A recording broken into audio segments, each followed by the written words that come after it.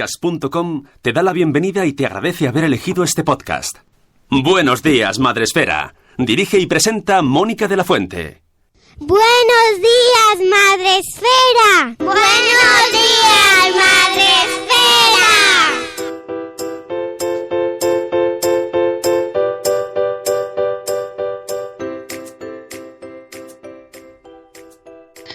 Buenos días, Madresfera. Hola amigos, ¿qué tal? Buenos días, hoy es martes 3 de abril.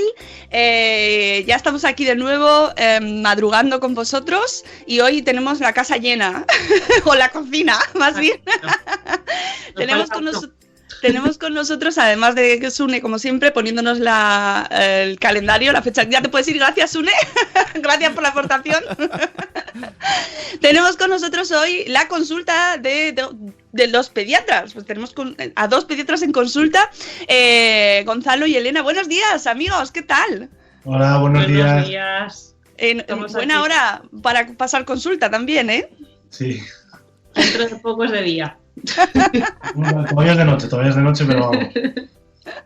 Pues ellos están aquí con nosotros de nuevo para hablar del tema que ya os habíamos contado, el de los mocos. He puesto un GIF que me habéis dicho que es muy asqueroso, pero es que si os buscáis en Twitter, todos los GIFs con mocos son todos muy asquerosos. Y es que los mocos son muy asquerosos. Efectivamente. Me costó encontrar una foto adecuada para el post de ayer. O sea, todas las fotos eran de bebés con miles de mocos que dije, yo esto no se puede publicar. No, y también tengo que decir que te costó encontrar otra para poner cómo ibas a venir al programa, que habéis venido vestidos. Sí, bueno. Qué pena. Bueno, antes de ir al detalle de los mocos, al detalle de la mucosa, a esos nuestros amigos, los mocos, qué gran tema para la gente que está desayunando en casa. Vamos a saludar a nuestros amigos del chat, que ya sabéis que podéis entrar, todos los que nos estáis escuchando a través de Spreaker en la aplicación, en la web y en vía móvil, y también en Facebook Live. Podéis saludar, podéis hacer preguntas si tenéis alguna duda a nuestros pediatras, y lo primero que hacemos, ya sabéis, es decirles hola. Tenemos aquí en primer lugar a Sarandonga. Buenos días, Sarandonga. Buenos días, Marina. Catherine Ortiz, buenos días. Marta Ribarrius. Desde México tenemos gente también, chicos. Desde México nos escuchan un montón de gente, ¿eh? Casi más que desde España, o sin el casi. O sea que mandamos también un saludo enorme a México. Nuestro superhéroe preferido, Juan Manuel. Buenos días, Ichel Cachito a Cachito. Buenos días, Vane, Zora Grutuis. Tenemos Amor Desmadre también. Dos pediatras en casa que han entrado también. Se están haciendo ahí desde el chat. Buenos días, Ana Espínola. Buenos días, Judith en la burbuja. Dice Sarandonga que le vamos a cortar el rollo con los mocos. Bueno, ya sabéis, aquí en Buenos días, Madresfera hablamos cada día de un tema. Hay días que tocan los mocos, ¿es así? Tenéis 5 minutos corriendo para desayunar y luego ya escucháis. Exactamente. Aprovechad antes, corred rápido y luego pues ya no coméis mientras tanto. Buenos días, un papá Montessori. Buenos días, Mami sin red, que llega tarde. Buenos días, Rubén Galgo, señor Crenecito, superhéroes. Buenos días, señoras. Buenos días, la Mamarachi, Sonia Hermida. Buenos días, Mami Futura. Tribu Creciendo Juntos, buenos días. Este tema es constante, lo de los mocos, así que es un temazo. Pues sí, porque además hay gente que tiene mocos todo el año, así que esto no es una cosa estacional, esto es de siempre. Y es que nos preocupan mucho, sobre todo, bueno, en realidad tiene muchas cosas los mocos, pero antes de nada, ¿qué son los mocos, chicos? Pues los mocos, ¿qué son? ¿Qué son? ¿Qué pregunta existencial, ¿verdad? ¿Tienen los mocos entidad? ¿Sienten? ¿Tienen sentimientos? Viene de la producción, ¿no? Las mucosas es todo aquello que envuelve todas las paredes de las cosas que tenemos internas. La nariz, la boca, todo el aparato digestivo, y eso tiene la capacidad de protegernos de la entrada de cosas, ¿no? En este caso, la nariz es la primera vía de entrada de todo lo que entra, incluidos los virus. Entonces, la mucosa lo que hace es que tiene muchas celulitas que se pone a producir agua, leucocitos, que producen esa sustancia que ya hemos explicado que iba cambiando de color y que va o saliendo, o en los niños pequeños no sale nunca. Se queda ahí. ¿Y por qué el color de los niños pequeños suele ser como más...? Porque ya estamos llegando al final. Sí, es que es así, ¿no? Hacemos el podcast, macho. Spoiler. Lo importante es que hay que entender que la mucosidad, como dice Elena, la producen todas las mucosas del cuerpo. Ya no solo la nariz, esto va a sonar muy raro, pero cualquier cavidad del cuerpo que esté expuesta al exterior, como la vagina, por ejemplo, y eso las mujeres lo saben, también produce moco. Y no creo que estemos los blogueros debatiendo sobre la mucosidad de la vagina de las mujeres, ¿no? Eso no nos preocupa. Preocupan los niños porque están todo el rato ahí, por eso lo vamos a dejar ahí. Pero están todo el día moqueando. Todo el intestino. Hay que ver los mocos como la primera línea de defensa contra lo que nos encontramos en el mundo. Contra Mordor. Contra Mordor, eso puede ser. La mayoría de las veces en los niños son los virus, pero también puede ser contra bacterias, contra otro tipo de microorganismos, también puede ser contra la polución. Las alergias. Las personas alérgicas cuando llega esta época del año se ponen a moquear. Por ejemplo, una persona que vive en el campo que tiene muchísima menos polución, pero a lo mejor sí que tiene más alergia, produce muchos menos mocos que una persona que vive en Madrid que estamos a tope de polución. Entonces, el moco hay que entenderlo como algo bueno, o sea, es algo con lo que no podríamos vivir sin el moco. Entonces, primero hay que desmitificar que el moco es algo malo. Así que el moco está ahí para ayudarnos. Es nuestro amigo. Pero no son malos. Es como el muro que nos separa en Juego de Tronos, el muro que nos separa de lo que está... De los otros, ¿no? De los de... Pero esto, según lo que acabas de decir... El moco no es solo una sustancia que recubre la vía aérea, sino que en el propio moco están los leucocitos, como decía Elena, que son las células que nos defienden contra las infecciones, contra esas partículas que flotan en el aire. Serían la guardia de la noche que está encima del muro, o sea, que cumple una doble... Esto lo pensé yo ayer.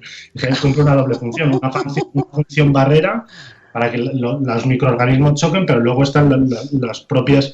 línea de defensa para defendernos contra las infecciones. Y son esos leucocitos los que se encargan de que el moco cambie de color. Y entonces, esto que acabas de decir...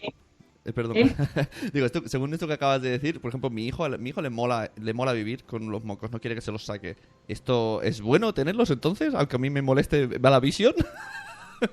Hombre, cuando tienes tantos mocos que no puedes respirar, un adulto abre la boca y sigue respirando por la boca, por ejemplo. Un niño pequeño, llenísimo de mocos, puede llegar a dejar de comer, por ejemplo. No es tan pequeño, pero... O tener una dificultad respiratoria muy importante. Entonces, por eso es muy importante en los niños, el tratamiento más importante por eso es la limpieza de los mocos, porque no hay ningún tratamiento eficaz que pueda eliminarlos, porque no existe, no es que nosotros lo hacemos con nuestro hijo y los demás nos lo digamos, es que no hay. Y hay que, mientras lo producimos, porque es necesario, hay que quitarlos en la medida de lo que se pueda para aliviar los síntomas. Si a ti, por ejemplo, como adulto no te molesta tener mocos, podrías dejártelos, porque la propia infección se te va a pasar y los vas a dejar de producir.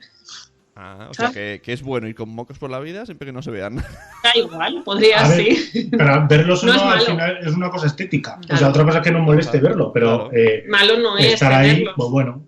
Porque además los quitas y produces más, ¿no? Dices, es que llevo toda la mañana, pues claro, el primer día o el segundo día de catarro, estás todo el rato con mocos y daría igual que te los quitases o no. Si tú lo piensas, sí. te los suenas, vuelves a tener, te los suenas. Los niños muy pequeñitos, por debajo a lo mejor de los 6 meses, no respiran por la boca, les cuesta mucho respirar por la boca. Entonces, si tienen la nariz tapada de mocos, pues les va a costar, y es lo que pasa con los mocos, que son muy incómodos. Una cosa que escribía en el post, es un poco difícil, no difícil de entender, pero hay que imaginárselo bien. La nariz es la parte más estrecha de toda la vía aérea. Sí es verdad que el bronquiolo pequeñito es muy pequeñito, pero tenemos muchísimos bronquios. Pero como se nos tape la mitad de la nariz, entra la mitad del aire al pulmón. Y si con eso no conseguimos limpiar, va a entrar la mitad del aire y el niño le va a costar mucho respirar. Vale, entonces, por ejemplo, en el post que habéis publicado, que además la foto del niño da una penita a verle con los Pero mocos. ese niño es que no solo tiene la nariz, ¿no? También tiene las mucosas de los ojos. Sí, claro. Es que se le ve, tiene la cara... Claro.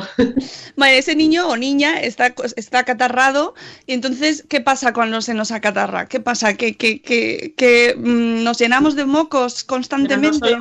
No solo tienes mocos, te duele la cabeza, tienes fiebre, no te apetece comer, probablemente te duela la garganta, o sea que no es solo en el tratamiento sintomático, que es quitar los mocos para que pueda respirar mejor o pueda dormir, o no tenga tos, porque los niños con muchos mocos, cuando se tumban, el moco cae por el moco que está en la parte de atrás de la nariz llega a la garganta, ¿no? Por gravedad.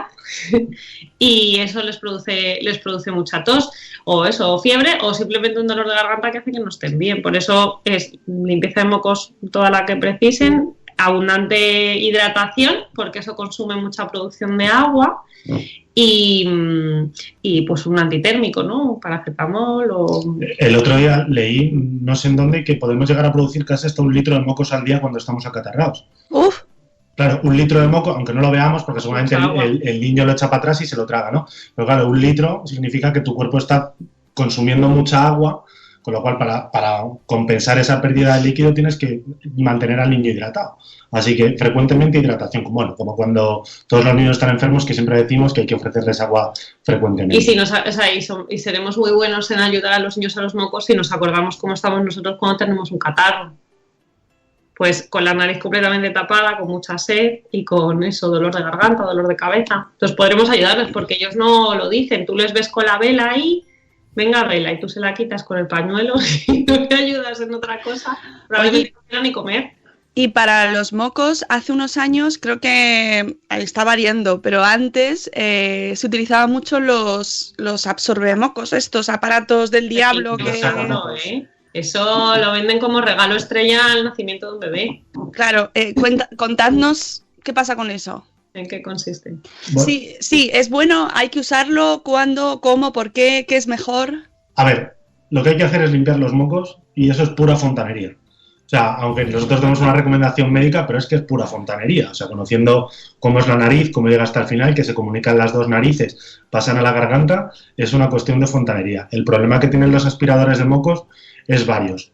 En el hospital nosotros, cuando tenemos a un niño muy pequeñito ingresado, sí que hay veces que le aspiramos los mocos, pero utilizamos sondas que son muy largas, que llegan hasta el final de la nariz y con una presión determinada. O sea, tenemos un aspirador de la pared que nos dice hasta cuánto sube la presión. O sea, es una cosa controlada. Y se hace previa hidratación, claro. O sea, que se diluye lo que hay y después es capaz de absorber todo. Vale. El tipo de aspiradores que venden en la farmacia, la presión está ejercida por la boca, ¿no? Por la presión. Claro, con lo cual no sabes si eso es muy técnico, pero no sabes si vas a subir la presión a 200 centímetros de agua o vas a hacer 40, que es lo que deberías hacer. O sea, la presión no está controlada. Y las succiones no controladas sí que se han asociado a que puedas provocar otitis con la aspiración de los mocos, porque la nariz y los oídos están comunicados. Están comunicados por un tubito que se llama trompa de Eustaquio, que eso es lo que muchas veces produce otitis, que los mocos se vayan a la nariz. Igual que la nariz y los ojos están comunicados por el conducto lagrimal. Y por eso también hay veces que cuando están muy acatarrados, los mocos salen por arriba. Eso... Entonces, mocos... Claro, el método estándar sería el de aplicar el suero para realizar un lavado nasal, ¿no? Que haces dos cosas, diluyes y luego por arrastre y gravedad eres capaz de que salgan. Es verdad que también ejerces una presión que es menos controlada, pero desde luego con una jeringa de 5 o de 10, la máxima presión que vas a ejercer es 5 o 10 centímetros de agua. Aspirando, a lo mejor haces 40 y no lo sabes, y eso es lo que sería dañino.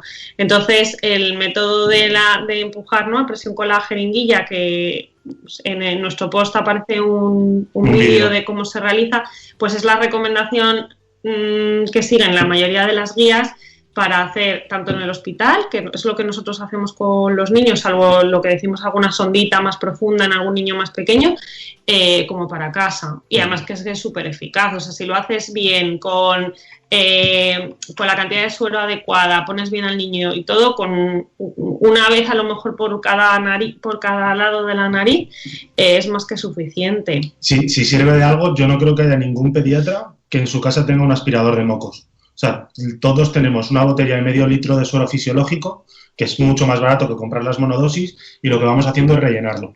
Entonces, que el niño tiene moco, rellenamos una ampolla, le limpiamos la nariz y vamos tirando.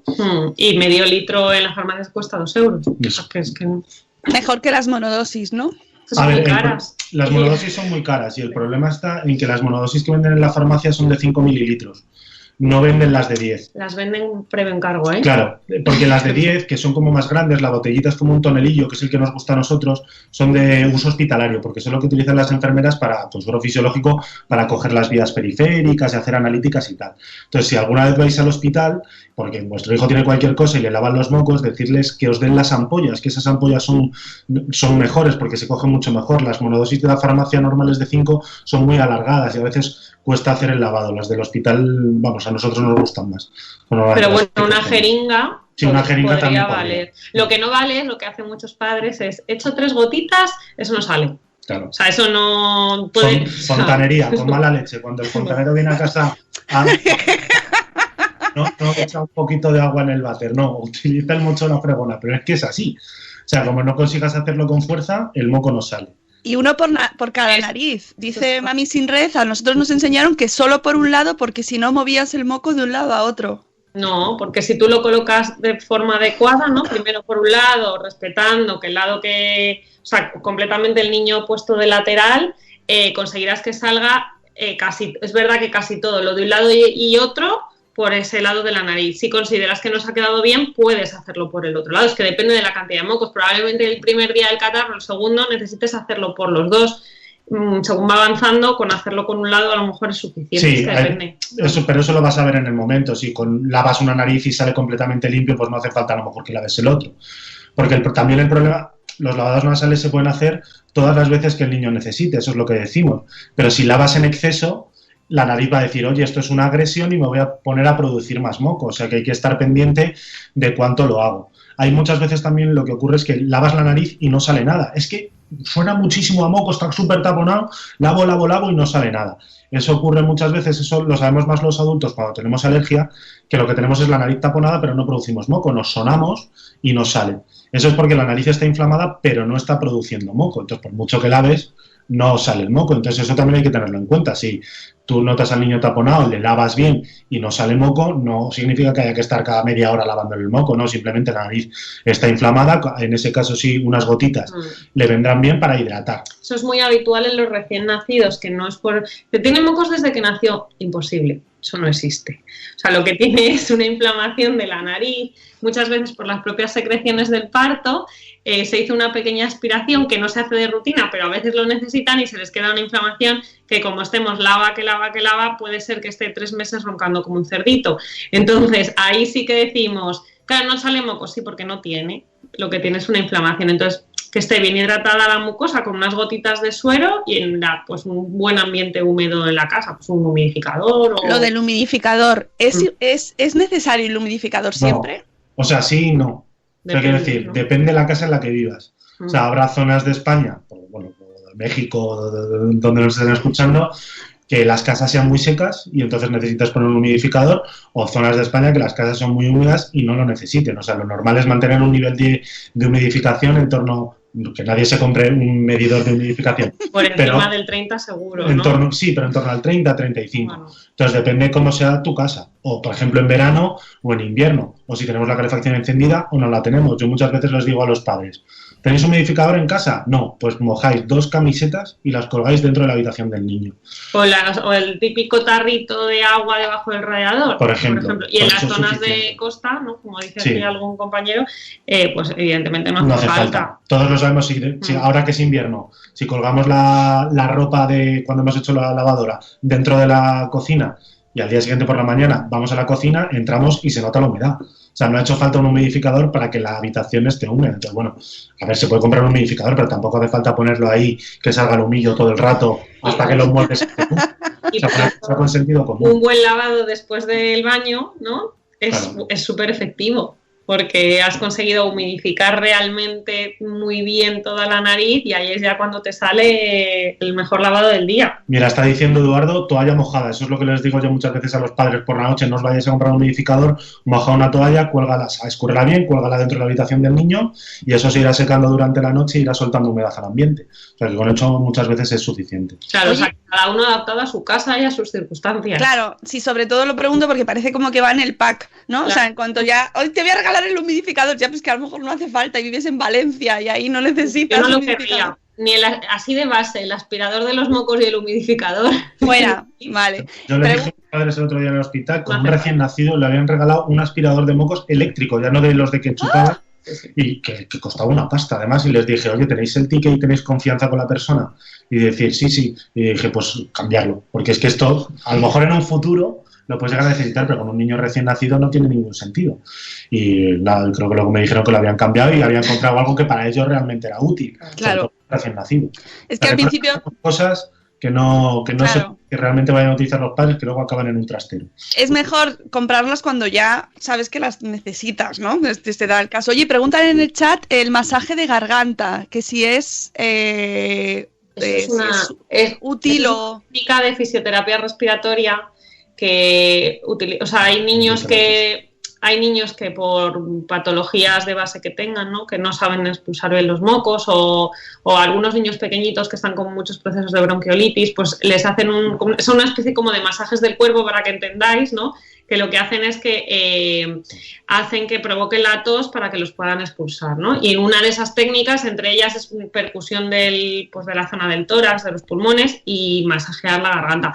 O sea que eso pues vendría bien en un niño que no sepa expectorar y tenga mucha secreción, pero hay que saber hacerlo. Claro, que lo haga un profesional.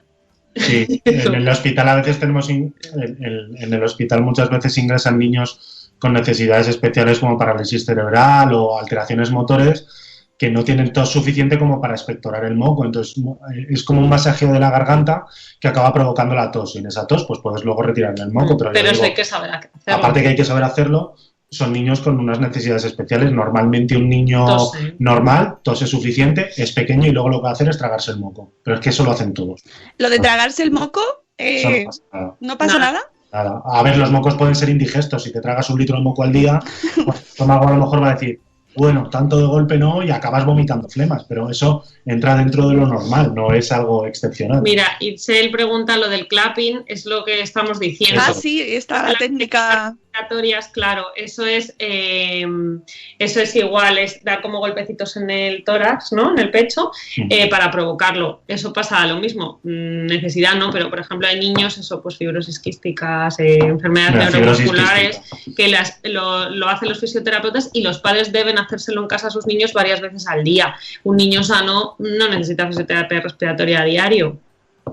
Claro, eso es muy importante que lo sepamos. El tema jarabes... ¿Sirven para algo, como ponéis en el post? ¿Y los jarabes? No sirven para nada. No, los antihistamínicos, ¿no? Que son bien conocidos para su uso en la alergia, que son por el proceso inflamatorio de la histamina, que es lo que desencadena la alergia, pues ahí pueden tener utilidad. En los niños por debajo de 6 años nunca va a ser, o casi nunca va a ser por este tema, o sea que no nos valdría. Y el resto de los jarabes, antitusígenos, etcétera, pues tampoco. O sea, cuando nos leemos los estudios, claro, cuando nosotros como pediatras en urgencias, es que tiene muchos mocos, no nos manda nada, no mandamos nada, es porque nos hemos leído los estudios de los jarabes y vemos que no son eficaces. Cuando te lees los estudios, lo que se hace en cualquier estudio clínico, lo que se hace es dar a un grupo de niños el jarabe con el medicamento y otro un placebo, y se comparan las respuestas, ¿no? Entonces, lo que ven muchas veces los padres es que a lo mejor un 5 o un 10% de niños, que en medicina es muy poquito, parece que mejoran, pero cuando esa respuesta la contesta el médico, no se ve que mejore ninguno. Entonces, no han demostrado que sean eficaces. Y luego hay que entender lo que habíamos dicho, que el moco no es malo. O sea, una cosa es que el niño esté incómodo, pues bueno, lo limpiamos, lo que dure el catarro, y cuando se le pase el catarro, pues el niño estará mejor. Entonces, ni los mucolíticos ni los antitusivos de farmacia funcionan. Sí que ha habido algún estudio últimamente, en el último año y medio, que ha visto que la miel sí que es efectiva para controlar la tos. Entonces hay grupos farmacéuticos que han hecho jarabes con miel. Y entonces esos, la verdad es que lees el estudio, parece que funciona, se lo mandas a los padres y el feedback que tenemos de los padres, luego te dicen, oye, pues ha tosido mucho menos por la noche y tal. Entonces la miel se podría dar. La miel no se puede dar por debajo del año. O sea que no demos miel a todos los niños. Ni los jarabes preparados a base de miel. Porque pueden tener las esporas y dar botulismo. O sea que en todo caso por encima del año. Entonces, bueno, pues se puede probar, no es algo malo. El resto, pues son medicamentos creados en un laboratorio. Por ejemplo, voy a decir alguna marca comercial, Romilar, dextrometorfano, que son antitusivos, esos están derivados de la morfina. Entonces, como derivados de la morfina que son, el efecto secundario que tiene la morfina es que se veían que quita la tos. O sea, los heroinómanos se veía que no tosían. Entonces se diseñó un medicamento que quitaba los efectos malos de la morfina para solo tener ese efecto. Entonces, por ejemplo, el dextrometorfano es lo que utiliza. Pero tampoco se ha visto que realmente los niños mejoren. Así que lo mejor es tener paciencia, que al final los catarros mejoran cuando llega el verano. Bueno, ahí llegan las alergias también, ¿no? Bueno, eso es un poquito antes, en primavera. Claro. Y en julio todo fenomenal. A ver, las alergias al ambiente, como decía Elena, no es lo mismo una alergia a cosas que comemos, como puede ser la leche, el huevo, que normalmente esas las tenemos desde que nacemos, que las cosas del ambiente. Las alergias al polen no se generan hasta al menos 3 o 4 primaveras, decimos. O sea, un niño por debajo de los 2-3 años es prácticamente imposible que tenga una alergia al polen, con lo cual los mocos que tiene cuando llegue la primavera será por un virus, no porque tenga alergia. Los niños más mayores puede que sí que tenga alergia y esa rinitis que tienen, pues quizás sí que mejora con un antihistamínico, pero eso no quiere decir que vayamos a mandar antihistamínicos a todos los niños. Mira, yo estaba viendo en el chat, bueno, 2 cosas. Zora pregunta la codeína, eso es un antitusígeno muy efectivo, pero que en niños no se puede dar, ¿vale? Es un derivado de la morfina, sí. Lo que decíamos. Y eso es, por encima de 12, 14 años es la edad en la que se usan, o sea que es un fármaco que puede llegar a usarse mucho en las consultas de los adultos, pero para nosotros es que no sabemos ni la dosis. Si viene un niño muy mayor contándonos que ya lleva pues con una tos residual de un catarro 2 semanas, nos lo podemos llegar a plantear. Eso sí, siempre tenemos que repasarlo porque son jarabes para adultos y nosotros no nos lo sabemos. Pero para los niños no se puede usar tan autorizados. Anular la tos, Pero además, anular la tos del adulto, si se supone que es malo, ¿no? O sea, la tos nos está ayudando a expulsar virus. Sí, lo que pasa es que tienes razón, o sea, por eso la tos no hay que quitarla siempre, o sea, la tos te va a ayudar a mover el moco y a expectorar, pero hay veces que, yo lo cuento muchas veces así, la parte más con el moco, con la fiebre, es la parte más aguda de un terremoto cuando las casas se están moviendo, pero cuando el terremoto se acaba, las casas están en el suelo y hay que volver a construirlas, ahí a lo mejor ya no estás produciendo moco y te queda una tos más irritativa, entonces a lo mejor en esos niños mayores que van 10 o 15 días tosiendo, que ya no tienen moco, que es una tos irritativa, se podría plantear. La codeína, como decís, es un derivado de la morfina que lo que le dice al cerebro, a las neuronas que controlan la tos, duermen las neuronas que controlan la tos. Entonces, a ver, lo que es el moco en sí no lo va a quitar. O sea, cuando dejes de tomarlo, el moco va a seguir estando ahí. Con lo cual, pues tiene sentido muy puntualmente en un niño que tose mucho, a lo mejor por la noche para que descanse. Yeah. Pero no barra libre de codeína a todos los niños. En el chat preguntaban también por el clapping, que me imagino que es eso que da es en el pecho. Sí, he hecho lo de las palmaditas en el pecho, ¿no? El tema de la lactosa, la leche a mocos, esto lo he oído en alguna ocasión, que si que os lo han preguntado. Sí, bueno, es una pregunta recurrente. No sé, es como una leyenda urbana, no sé exactamente quién la inició. ¿Verdad? Porque yo creo que cuando nosotros éramos pequeños eso no se oía o a nuestros padres no les suena esa historia, pero ahora se oye mucho. Entonces sí que están diciendo aquí, ¿no? Varios en el chat que su fisioterapeuta le retira el gluten ¿no? El gluten y la lactosa y nos recomienda darle propóleo. O sea, eso no... Como hemos dicho, los catarros están producidos por infecciones víricas en los niños pequeños y eso se soluciona cuando se soluciona la infección vírica. La sensación de tengo todo el rato mocos es porque cada 15 días probablemente tienen un nuevo episodio. Entonces, eso no es una alergia o una intolerancia alimentaria ni nada que se vaya a mejorar cambiando los hábitos alimenticios. Probablemente si la sensación a lo mejor que tiene uno de pues se lo quité y mejoró, pues mejoraría porque le tocaba, probablemente, pero no tiene ninguna relación ni ninguna indicación, aunque hay mucha leyenda urbana y sabemos, ¿no? Muchos profesionales que pueden llegar a retirar ciertos alimentos. Claro, y una cosa, está escrito en el post que hemos escrito, un catarro, la parte de la producción del moco puede durar hasta 20 días.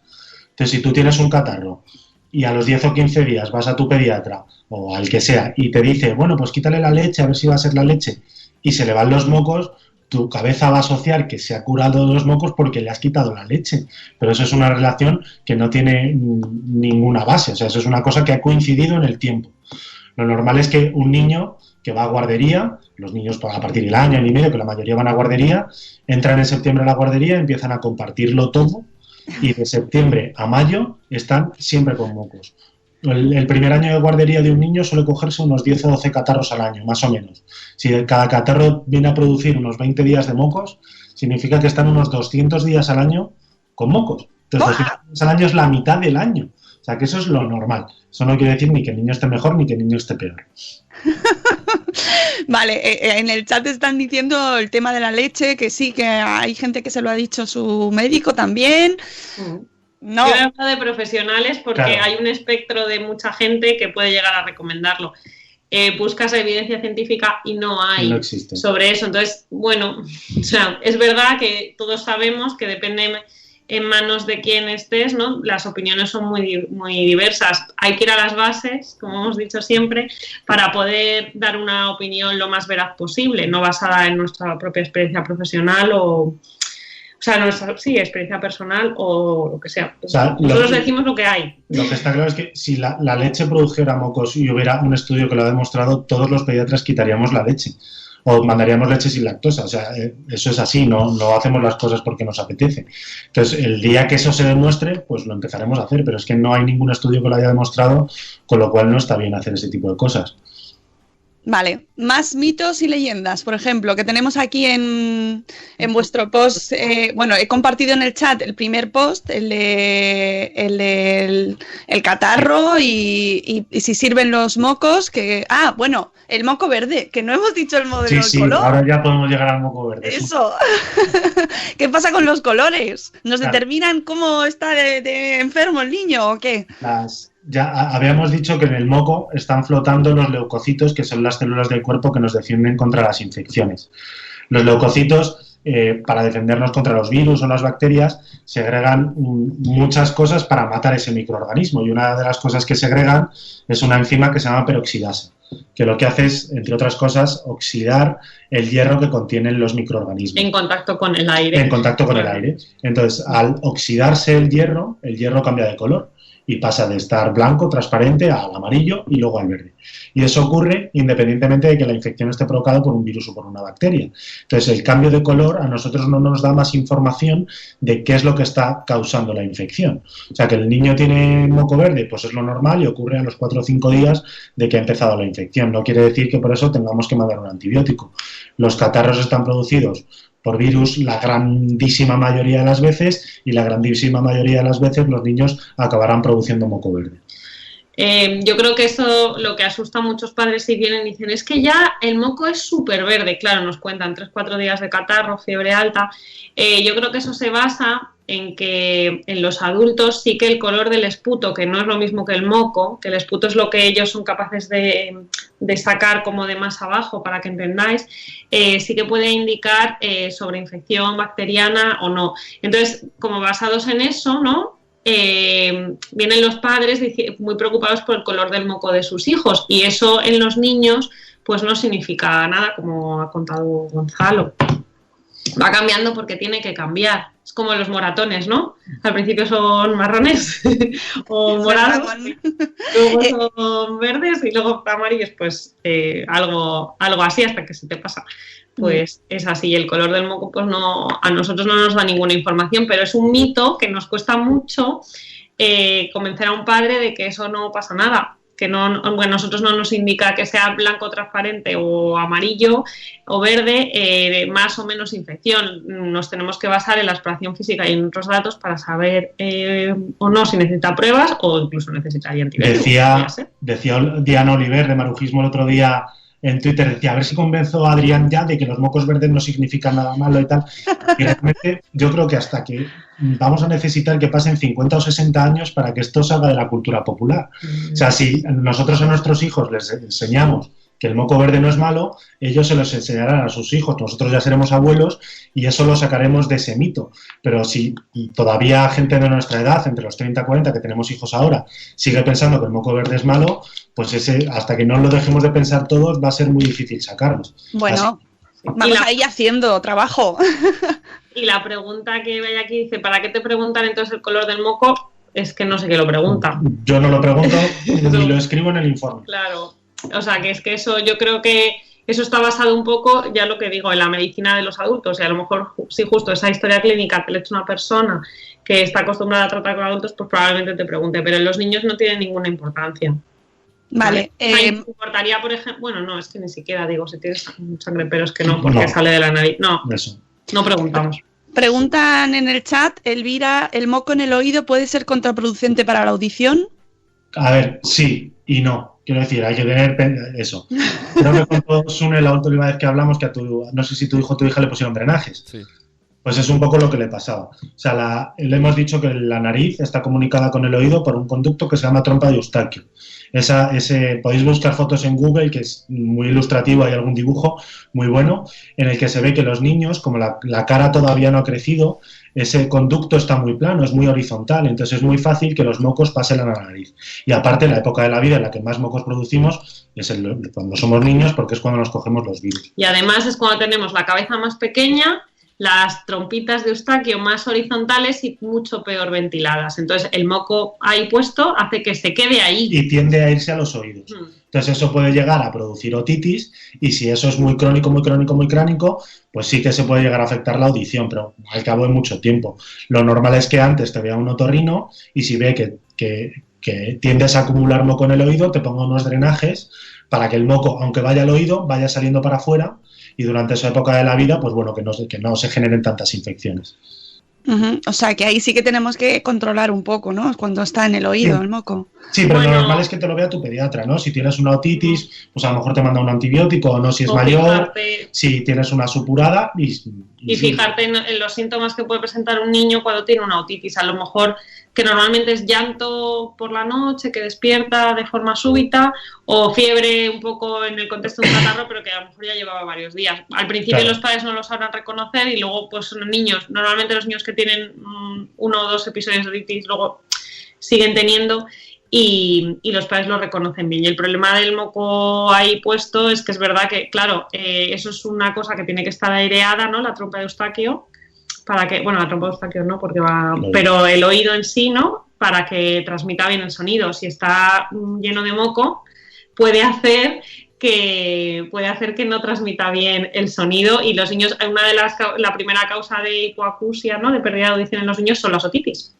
O sea que pero eso se ve muy bien en una exploración. Pero si no, así derivamos al otorrino. Es muy infrecuente, o sea, es mucho más frecuente tener otitis y que no te pase nada. Sí. Que esto genere una sordera, o sea, tampoco nos pongamos locos todos a ir al otorrino porque hayamos tenido una otitis. ¿Qué querías decir, Sune? Que cuando tragamos mocos, ya seamos adultos o no adultos, ¿cuál es la problemática para que luego se te peguen en el pecho los pitos y tenga otras problemáticas? Los mocos eso no bajan al pecho. O sea, los pediatras nos expresamos muy mal. Ajá, vale. ¡Oh! No. Yo creo que lo tengo escrito en algún post. Nos expresamos muy mal. O sea, la forma fácil de contárselo a un padre es decir, nada, empezó por la nariz y han bajado al pecho. Sí. Pero el moco no gotea por detrás de la garganta, atraviesa la laringe, pasa por la tráquea y llega al pulmón. Eso no ocurre así. Si no viaja. No viaja. Por eso, lo que ocurre es que el virus que lo provoca, hay algunos que pueden colonizar la vía respiratoria superior y hay otros que colonizan la vía inferior. Entonces, la vemos o no la vemos los mocos, hay algunos que van a acabar apareciendo en el pecho, pero eso es la evolución natural que ocurre, por ejemplo, en una bronquiolitis, que es lo que estabas diciendo. Y normalmente sí que es verdad que dicen, ya le han bajado. No, lo que pasa es que el primer día, el segundo lo tienes en la nariz, que es por donde ha entrado, y en los niños que les ocurre, a los varios días hacen la reacción inflamatoria de la vía aérea inferior. Pero no es que viaje ni que baje. Y luego cuando decimos, nos los tragamos, normalmente cuando te los tragas van al aparato digestivo. Y eso, como mucho, si te tragas el litro de moco, claro, vas a tener diarrea, ¿no? Entonces, empiezas a tener la caca como bien, desayuno, bien. Bueno, a los muchas veces los pediatras somos muy indulgentes con los padres y les contamos las cosas casi como si fueran niños ellos mismos. Yeah. Y decimos, no, han bajado el pecho, no, tiene un poquito de moco en esta radiografía. No, mire, señor. Claro, es que esto ha bajado... El moco no ha bajado al pecho, lo decimos de una forma, y no es que tenga un poquito de moco en el pulmón, pues en una radiografía a lo mejor sí que se puede ver moco o no, pero quizás nos expresamos mal y eso hace que los padres lo entiendan de una forma y eso se transmita a alguno de los mitos. Los mocos no bajan al pecho, los mocos están en el pecho porque el virus que ha provocado la infección también ha colonizado la vía aérea inferior. Vale, ¿y si salen por los ojos no pasa nada? A veces el propio catarro hace que tengas una conjuntivitis, que eso es la mucosa del ojo, ¿no? La que produce el moco, y luego en algunos niños, sobre todo los más pequeñitos, si tienen obstruido a veces, ¿no? Lo del lagrimal, pues puede ser que vaya, o sea, que no circule todo lo que... Pero en realidad da igual si pues tú lo limpias, y si solo cuando la parte blanca del ojo se ve roja, sospechamos además una conjuntivitis, y ahí sí que habría que poner gotitas de antibiótico porque aunque la causa inicial sea vírica, se sobreinfectan muy fácilmente porque es una mucosa que está expuesta al contacto con las manos y con todo. Uf, eso sí, eso por favor, si pasa hay que ir rápido al médico, porque eso además a los adultos también se nos pega. Yo he sufrido eso. Es que eso es súper contagioso. En cuanto aparece eso, lavado de las manos a modo histérico cada 3 segundos. Es la única manera. Lo del lavado de las manos es fundamental para todo en general, ¿no? Con los niños pequeños y en los catarros es muy importante. En todo, en realidad, pero en los catarros y en las diarreas, ¿no? Es súper importante. De hecho, la forma de contagio más frecuentemente de los virus, de la gran mayoría de los virus, es por contacto con las mucosas. O sea, hago un lavado nasal al niño, le limpio los mocos, no me lavo las manos, me toco yo luego la nariz y me contagio. Sí que hay otros virus que pueden flotar en el aire, como puede ser el de la gripe, pero por ejemplo el virus respiratorio sincitial, que es el que suele provocar bronquiolitis, ese no se transmite por el aire, se transmite por contacto. Entonces lo normal es que, si está muy acatarrado, te puedes incluso poner unos guantes. Pero bueno, si no quieres comprarte una caja de guantes, te puedes lavar luego bien las manos con un gel de estos con alcohol. Y bueno, contacto nos referimos también que te estornuden en la cara, claro, sí, a la mucosa del ojo. Por ejemplo, el uso de las gafas está fenomenal, porque las conjuntivitis... Los pediatras que usan gafas se contagian de menos conjuntivitis que los que no las usan, porque eso en urgencias lo vemos muy frecuentemente. Cuando tú ves a lo mejor 30 niños en una tarde, pues le miras la garganta y te tosen 30 niños, el que no lleva gafas es probable que se... Me estáis dando una envidia de verdad, ¿eh? ¡Buah! Es una profesión de riesgo. Y los pises también. Nosotros, yo cada vez que estoy con mi hijo, yo le quiero un montón y le doy 40 besos y me cojo muchas cosas, claro. Pero yo tengo mi alcohol al lado del cambiador, que lo uso siempre, y además él me ve y me pone las manos para que yo se lo ponga, o sea que es un hábito que él ha aprendido. Esto está fenomenal. Sí, de los grandes avances de la medicina del siglo XX es que ya no solo en pediatría, es que nos dimos cuenta de que las enfermedades infecciosas se transmitían, y una de las cosas que más ha conseguido que se transmitan menos las infecciones es el lavado de manos. O sea, el lavado de manos es fundamental. No entraría ya ningún cirujano a un quirófano a operar con las manos sucias. O sea, eso si lo llevamos a nuestra vida diaria, podemos conseguir que nos contagiemos muchas menos infecciones. Eso todos los que vemos Anatomía de Grey lo sabemos. Los personajes antes de operar siempre se lavan mucho las manitas, sí. Tienen su conversación ahí mientras... Eso, claro, eso es como lo más así básico que se te ocurre, pero es que limpiar unos mocos... aunque sea con el pañuelo y me lo vuelvo a guardar, eso es motivo para lavarte las manos después. ¿Y claro. ¿Quién lo hace? El 100% de las veces. A nosotros, por ejemplo, en el hospital nos dicen que después de ver a cada paciente hay que frotarse las manos con alcohol. Porque claro, si tú te lavas la nariz, no te lavas las manos, tocas el ordenador, escribes la historia, das el informe y luego te las lavas, el moco se ha quedado en el ordenador. Si viene otra persona, usa ese ordenador, lo toca y luego se toca la nariz, puede que se contagie así. O sea que los mocos están ubicuos en todos lados. Claro, es muy fácil, o sea, es muy fácil contagiarse. Eso es verdad que lo que hablamos son infecciones víricas que son siempre son rollo cuando las tienes, pero son leves en cuanto a su evolución. Lo que pasa es que algunas son evitables, ¿no? Algún proceso del que te coges lo podías haber evitado con una adecuada higiene. El contacto muy estrecho, como es en los niños de la guardería, que chupan las mismas cosas, eso es muy difícil, porque ellos no tienen conciencia de lo limpio, lo sucio, lo que se puede hacer, lo que no. Y nosotros, pues en la medida de lo posible, hay que ser un poco consciente de lo que estamos haciendo y lavarnos bien las manos después. Porque hay familias en las que todos se ponen malos todas las veces y familias en las que no. Pues ya sabemos quién está haciendo bien las cosas. Muy importante. Parece que es una tontería, pero... Sí. Antes de acabar, que ya veo que casi son las 8, en las guarderías es muy difícil que los niños no se contagien catarros, porque lo normal es que se intercambian un chupete, chupan un y se contagien.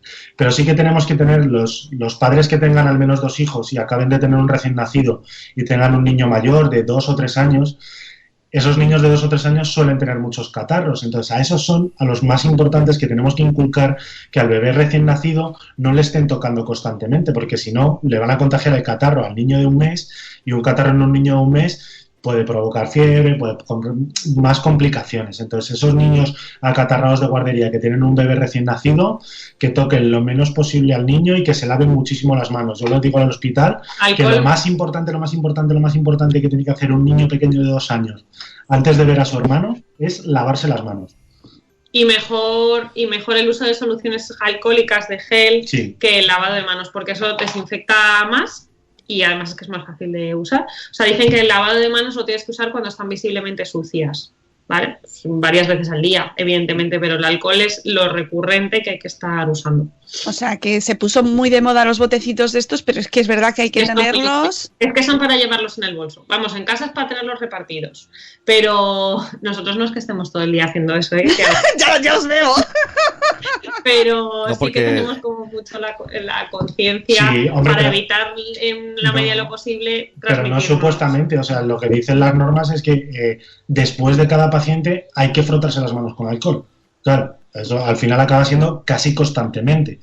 Y ya no solo eso, sino que tocas el entorno del paciente y también deberías lavarte las manos, no solo si le has mirado la garganta. O sea, que sí que es una cosa de medida preventiva en la que podemos evitar muchas coinfecciones. Y por último, antes de terminar, en este post que tenéis de mitos y leyendas sobre los catarros y mocos, creo que hemos repasado casi todos. ¿Los catarros son consecuencia del frío? No. Que es como Vamos a ver. La mayoría de los virus que provocan catarros ocurren durante los meses fríos del año. Entonces, es muy fácil asociar el frío a mi catarro. Sí que puede ser que a lo mejor estés en una casa, sales al frío, la mucosa se irrita y te pongas a producir un poco de moco. Eso lo hemos visto, pero luego vuelves a tu casa y se te pasan. Pero eso no quiere decir que te hayas acatarrado. Para acatarrarte, lo que te tienes que hacer es contagiar de una infección por un virus y eso te lo va a transmitir otra persona. Es mucho más frecuente en invierno que en verano. En verano nadie tiene mocos, pero no es el frío el que te contagie. El contagio es persona a persona, más frecuentemente en invierno. Vale. Mi hijo tiene muchos mocos, seguro que le va a salir un diente. ¡Toma! No, lo que pasa es que hemos dicho que es tan frecuente estar con mocos que todo te coincide. O sea, te coincide que te sale un diente o todos los dientes, claro. O cualquier cosa que puedes pensar que llueve ¿no? Es que es tan habitual que siempre va a coincidir. Pero la salida de los dientes no da mocos ni da fiebre. Claro. ¿Vale? Los dientes salen desde los 6 meses de vida hasta los 2 años, salen un porrón de dientes y nos cogemos un porrón de catarros, con lo cual es una coincidencia temporal, pero no hay una coincidencia de cómo me va a salir el diente, voy a empezar a producirlo. Eso es lo de la fiebre, que lo hablamos en el anterior programa y todavía yo lo sigo leyendo y oyendo. La salida de los dientes no da fiebre, no debe dar fiebre obligatoriamente. No da fiebre. No da. Te puede dar un proceso inflamatorio muy importante, que si quieres a lo mejor podría darte un poco de febrícula, pero es que ni siquiera... 37,1, 37,2, pero un 39 de fiebre no lo provoca un diente. No. Pues que coincide que tienes un proceso infeccioso a la vez. Oye, pero vamos, eso es otro mito total. Ya, sí. Yo creo que es porque le está saliendo un diente. No es por eso. Pero bueno, da igual. Si es que... aprovecho que tenemos 2 pediatras. Necesitamos que digáis el mensaje bien alto y claro para que la gente le ponga este momento a sus familiares. ¿Se constipan los niños por ir descalzos? No. Otra vez, ¿puedes repetirlo? Ni por no tomar naranja, ni por no ponerse la bufanda. No, pero eso nos pasa a nosotros con nuestros padres. Abriga al niño que se va a poner malo. Ya no les decimos nada, claro.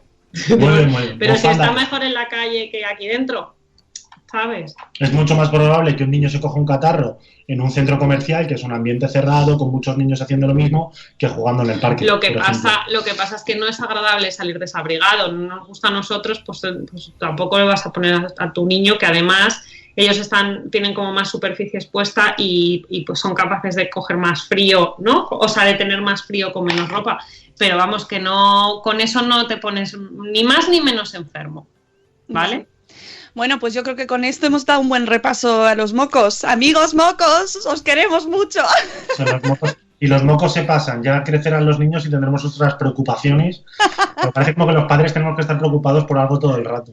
Yo les digo a veces, a modo de broma a los padres, digo, ya te preocuparás cuando tu hijo tenga 18 años y salga por ahí de noche.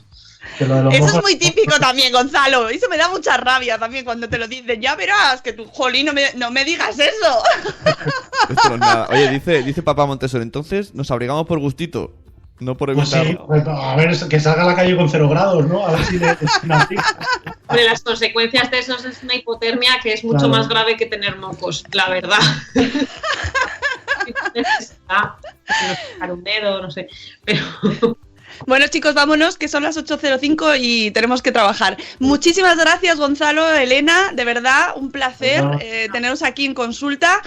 Volveremos a tenerlos aquí en algún otro momento con algún tema de estos tan interesantes y tan majos para desayunar. Muchas gracias, seguid haciéndolo así de bien y nos vemos mañana miércoles, que tenemos agenda con Rocío Cano, que la hemos desplazado a nuestra agenda para mañana. Amigos, que tengáis un martes maravilloso y hasta mañana, Mariano. ¡Adiós! Adiós. ¡Hasta mañana! ¡Hasta mañana!